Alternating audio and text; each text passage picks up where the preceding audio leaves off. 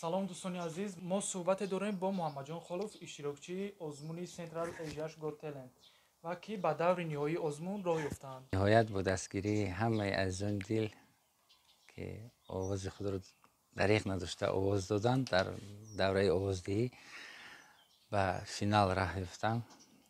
ҳоло финалисти Asia Central Got Talent мебошам. Чӣ боис шуд ки шумо дар ҳамин озмун иштирок кардед? рости гапам занам як нақли хандаовар мешавад, барои он ки ҳамон рӯз дар фейсбук эълони даври гузариш ба кастинг эълон буд. охирон рӯзи кастинг буд. дар фейсбук дидам ва ба гурбачаи худам нигоҳ карда гуфтам ки ман равам. гурбавор гаштам, мяу гуфтам, мяу ки бошад значит рав мегӯяд. рафтам ва шукри худои таоло тақдир баландӣ кард, гузаштам давраи аввал, давраи дуюм ва бениҳоят ба давраи финал. ҳоло омодагӣ ба финал аст. шукри худо. чӣ қадар омодагиҳои шумо тӯл кашид барои даври якум? این شعر کهنه شعر گویم پیش شعر ایجاد کردگی خودم بود دوره اول بود و این سرود پیشنهاد کردم. سرود مقبول شد به داوران. گفتن آماده باشید، ما شما رو دعوت میکنیم. و زنگ زده گفتن که آماده اید، ما با شما بلیط گرفتیم تا اینکه به قزاقستان پرواز کنید بیایید. و دور اول آزمون آمدیم، خواندیم، سراییدیم.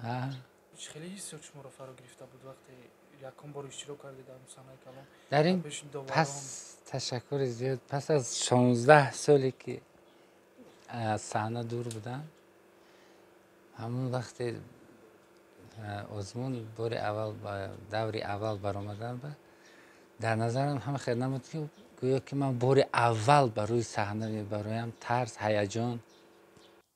من یک فعل دارم که هیچ وقت راه افتاده نمیشم. راستی گپ هیچ وقت، برای که سر اول برای من غالبیت وای نبود، مهم نیست. مهم آن بود که من اشتراک کنم و هنر خودم را پیشنهاد کنم، نشان دهم که ما چگونه هستیم. و در همون لحظه که سرود خواندم، یکی از داوران آیه دیده کرد. من بنیاد در هیجان بودم. خیم بود سراییدن این سروده. سرود از خودتون، آهنگ از خودتون و از حیات خودتون قسم کرد؟ از حیات خودم خوانده بودم. این چخیلی که میگن شعر خودم، آهنگ خودم میسرایم. پیش از همین آزمون حیات شما چی خیلی پس سر میشد؟ مثال بعدی آزمون چی نویگاری ها شد در حیات شما؟ درست دیگه پیش از آزمون بسیار پستی بلندی ها بود. بسیار پستی بلندی ها بود و کم گلچین یا رفیقانه بودن که دستگیری میکردن. پس از این آزمون شکر خدا بسیار دوستانی که گم کرده بودم آنها رو باز اثری نو پیدا کردم. دوام 16 ساله که شما از صحنه دور بودید، مناسبت مردم چه خیلی بود با شما؟ راستی نسبت این سوال من جواب دادن نمیخوام محمد جون. همه شغلی است. همه شغلی است. Не хочу жаловаться, честно. Не хочу. بدگیش شکرانه میکنم که حاضرم خدا را شکر. باز در روی صحنه هستم. خیلی که میگن که صنعت از اون خلق است، صنعتکار با خلق زنده است. من به نهایت منتظرم از همه اونانی که به من آواز دادن، از مردم بزرگ تاجیکستان، من از همه شما منتظر برای آوازدیتان، برای دستگیریتان که من باز روی صحنه شدم. لیکن که نه همچو حج نگار، همچو سراینده. برای چی شما حاضر حج ورانه و صنعت رو، یعنی سرودخوانی رو ادامه دادن میخواهید؟ صنعت سرودخوانی از اول در من بود. لیکن من هیچ وقت این را جدی قبول نمیکردم. من فقط کاری من تقلید کاری بود و سرودهای حافظای نامدار، حافظای شناخته رو میسرایدم. لیکن در دلم بود که خودم پیش وقتم شعر ایجاد میکردم، سرود ایجاد میکردم، میخوندم. همه خیلی یک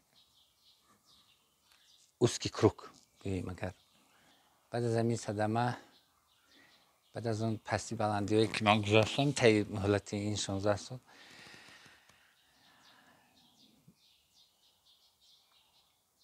یک روز نشستم خیلی فکر کردم که همین هنر سرود ایجاد کنی در من هست. بیا همین بیکار شدن شعر نویسم، سرود ایجاد کنم. یکی از این سرودها همین سرودی که به نهایت تمام درد و علمم رو ابراز کردم که همان سرود باز مقبول تمام شنوندگان و بینندگان شد و مقصد گذاشتم که از این صف تنها سرود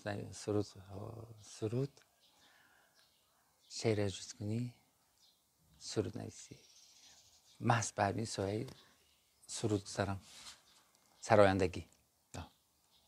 آمادگی ها برای دور فینالی چگونه است؟ حالا یک سرود دیگر ایجاد کرده ایستادم برای آمادم به همین دور فینال و نقشه های آینده.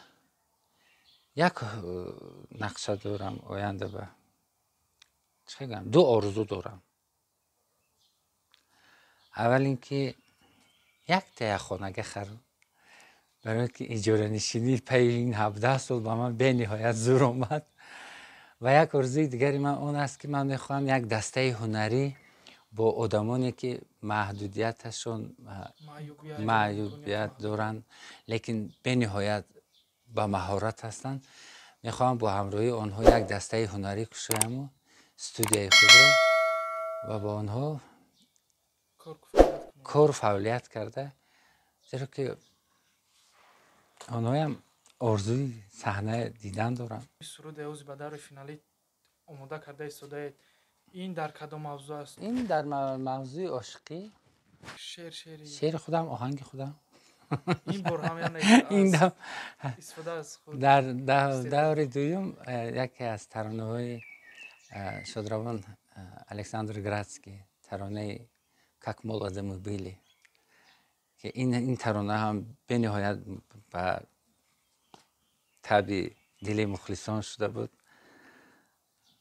اجرا کرده بودم و دور فینالی همین سرود خودم رو میخوام باز پیشنهاد همه تماشابینان و حکمان گذارم.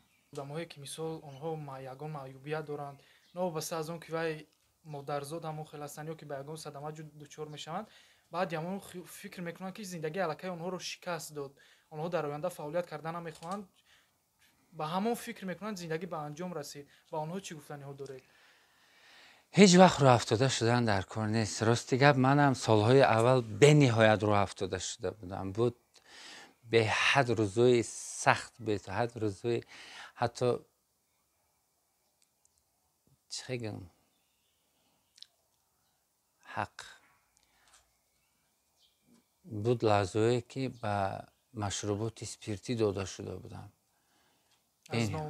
از ناامیدی به حد راه افتاده شده بودم به تمام صنعت، ولی همین یک ذره‌چه امید در دلم بود که همون دسترس کرده قپیدم و گفتم که بس بیا که یک بار دیگه خودت رو بسنج. که شکر خدا من آماده شعر نویسی، کار و بار، فکر فقط در ایجاد کن، یگان فکر زیادی، حتی نه فکری تماکو کشی، نه فکری عرق، نه فکری یگان تشکیلی رفتن، یگان جو رفتن و یگان کسو خوردن، نه، فقط خودم رو بند کرده با همین ایجاد کردن. و دیگران گفتنی هستم که هیچ وقت ناامید نشوید، زیرا که آن شعله‌چه که در دل همه شما هست و حال هم گریان است و باید که شخصا خودتون باید که آب و تاب داده برارید، هیچ وقت راه افتاده نشوید. چلی که شاعر گفته است از ناامیدی ها بس امید است، پایان شب سیاه سفید است. وقتی که شما به دور فینالی راه یافتید واکنش مردم در همون حالت از نزدیک چه خیلی بود؟ راستی بسیاری ها می نویسند در کامنتاریاشون که ما ای تو باوری نداشتیم.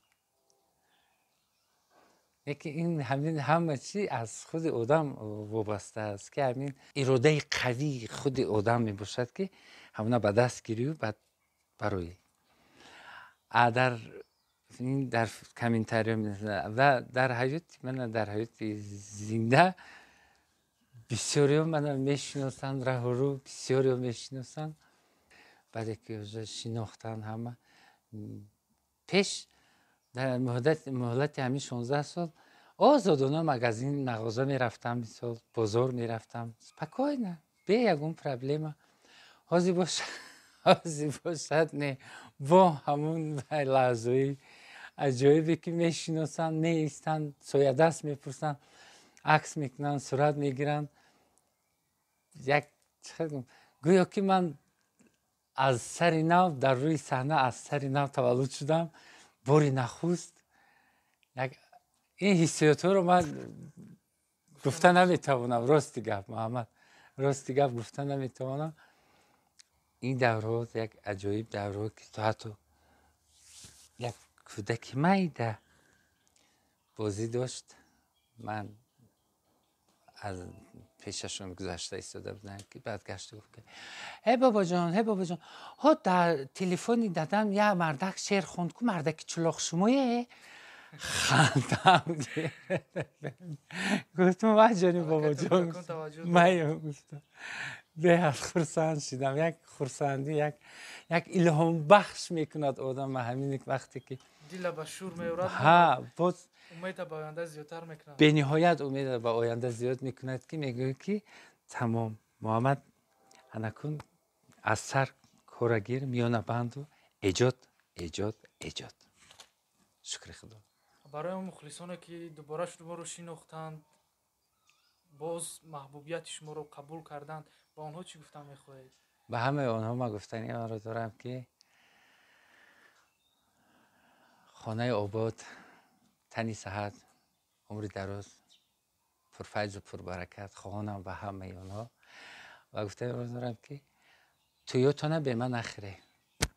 اینک چند مصرع از ایجادیات اکای محمد جان میشنویم و به همین صحبت خود را حسنی انجام میبخشیم. مرحمت.